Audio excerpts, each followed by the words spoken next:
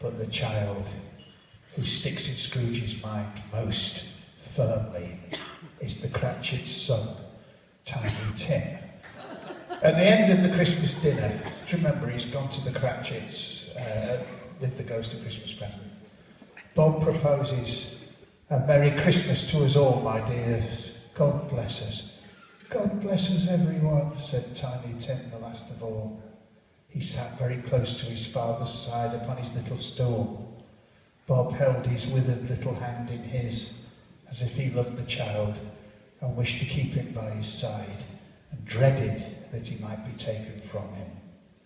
"Spirit," said Scrooge with an interest he'd never felt before, "tell me if Tiny Tim will live." "I see a vacant seat," replied the ghost, "in the poor chimney corner, and a crutch without an owner carefully preserved. If these shadows remain unaltered by the future, the child will die." "Oh no," said Scrooge, no, say he will be spared. "If these shadows remain unaltered by the future, none other of my race," returned the ghost, "will find him here. And what then? If he'd be like to die, he'd better do it and decrease the surplus population." Scrooge hung his head to hear his own words, quoted by the Spirit, and was overcome with penitence and grief. "Oh, man," said the ghost, "will you decide what men shall live and what men shall die?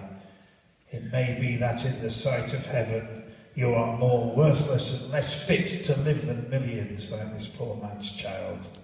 Oh God, to hear the insect on the leaf pronouncing on the too much life of his hungry brothers in the dust." We're going to play this beautiful, you shouldn't say that about your own writing, should you? But I'm going to.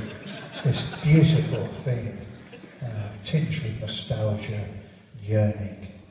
And as we play it, I want you to ask in your heart, will Tiny Tim live?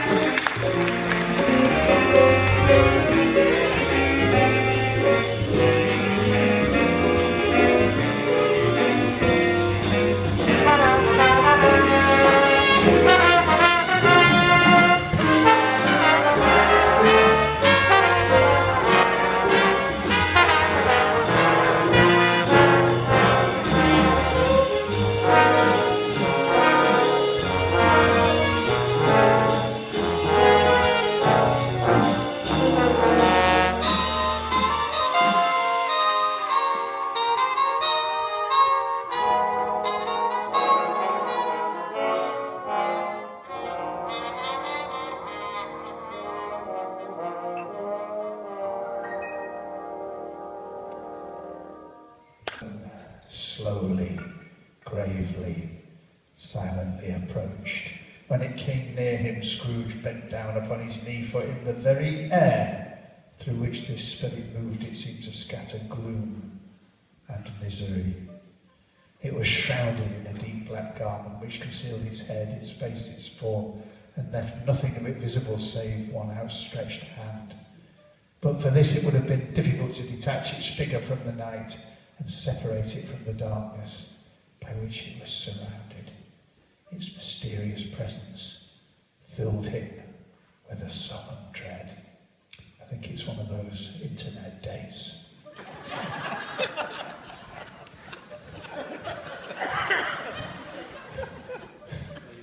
The spirit. Don't tell me you two met on the internet, please. The spirit neither spoke nor moved. Yeah, that's definitely what it is. Am I in the presence of the ghost of Christmas yet to come? Asked Scrooge. The spirit answered not, but pointed onwards with its hand. You are about to show me the shadow of the things that have happened. Not happened, but will happen in the time before us. Is that so, spirit? Or the ghost shows him that a death has occurred.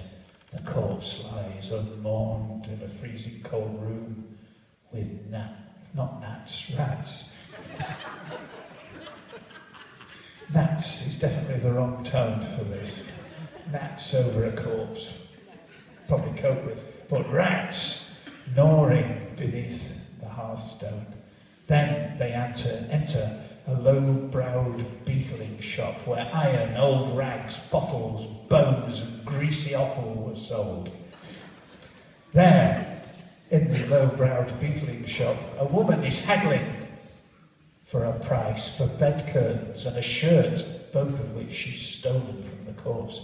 You see, this is the end of him, said the woman.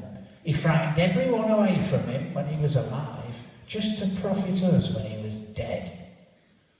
Spirit, said Scrooge, the case of this unhappy man might be my own. See? And then, by contrast, they visit the Cratchit's house again, where the body of Tiny Tim is laid out, and the family are consumed with grief and despair, and then sent to a graveyard. It's good Christmas stuff, this. It's really getting me in the nose. Overrun by grass and weeds, choked up with too much burying, fat with repleted appetite, and the spirit points to one grave.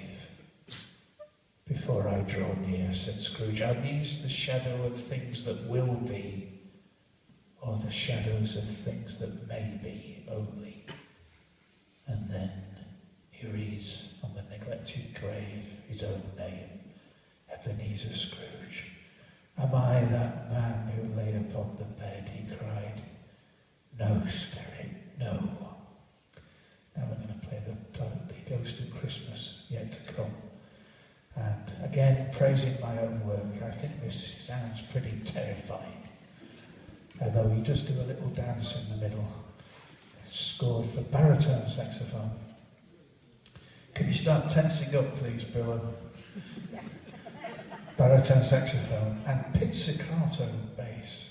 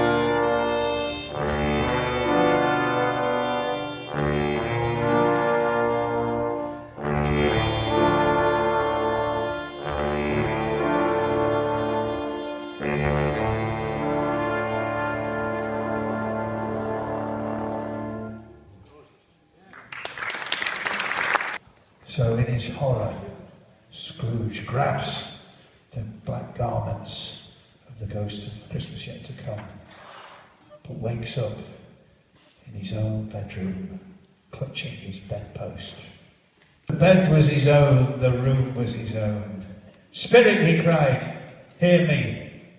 I am not the man I was. I will honour Christmas in my heart and try and keep it all the year. I will live in the past, the present and the future, and the spirits of all three will strive within me. Running to the window, he throws it open, puts out his head and shouts to a small boy passing by. What's today? Today? Why, it's Christmas Day. Ah, I haven't missed it. The spirits have done it all in one night. They can do anything, of course they can. He sends the young boy off to buy the incredibly large turkey in the local shop. The turkey being even bigger than Tiny Tim. And he sends it to the Cratchits in a taxi, a cab, knowing they will never guess where it came from. And meeting by chance the charity workers from the previous day, he makes a generous donation to their cause. And he ends the day as a guest at the party with his nephew that he visited earlier as a ghost himself. Oh, but he was in the office early next morning.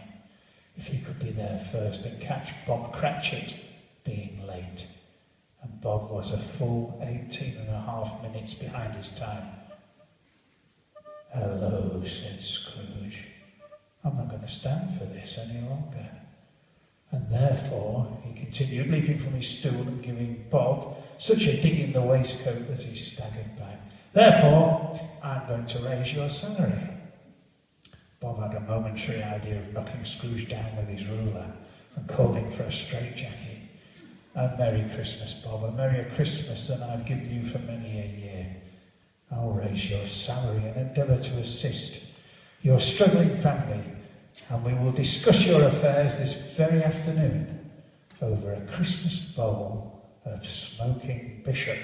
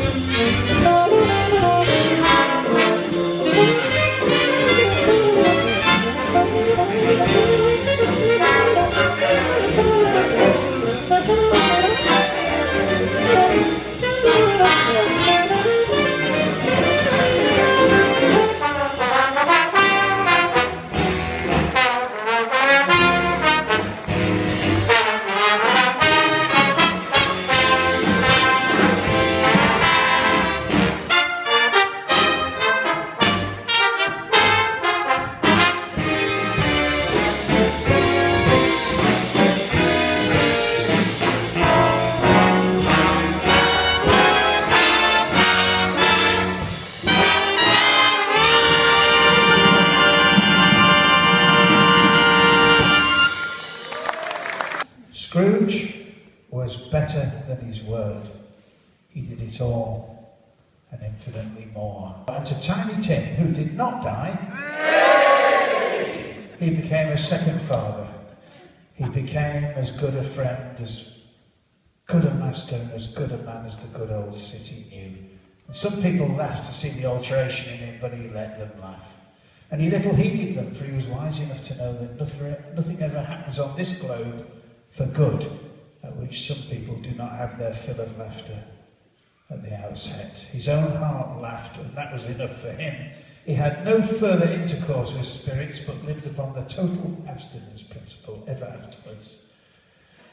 And it was always said of him that he knew how to keep Christmas well, if any man alive possessed the knowledge.